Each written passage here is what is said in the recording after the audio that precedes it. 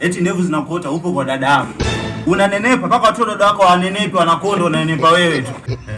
Mjomba. Agaba. Mbona unamsha vyombo bwana? Nipo napambana hapa. Mbona unajituma kweli kweli mjomba? Lazima.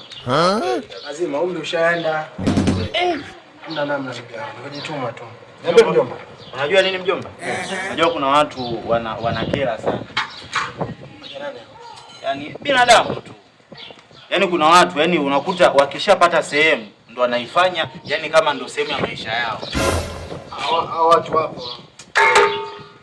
Ngoja nikupe mfano mmoja. Hao watu wapo mjomba. Unaona hii picha?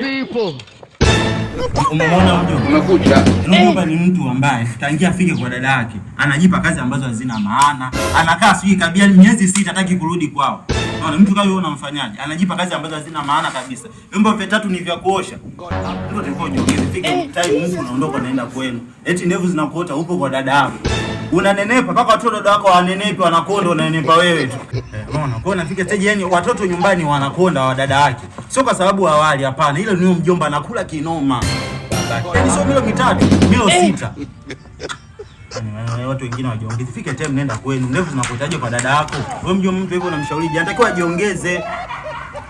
Una maisha mjomba unataka nijiongeze? Hapana, mimi sijasema mjomba ujiongeze. Ila huyo mtu anatakiwa ajiongeze. Kuna mtu ikifika nenda kwenu. Wewe una maisha huyo mtu unayemwona hapa anatakiwa ajiongeze.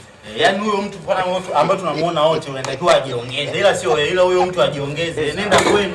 Wewe point yako kubwa ni kwamba mtu ajiongeze. Mtu anatakiwa ajiongeze. Wewe fika time mtu nenda kwenu, uache watu na familia zao. Yaani point yako kwamba bana yani kifupi tu mjomba ajiongeze bwana nenda kwenu bwana. Jiongeze.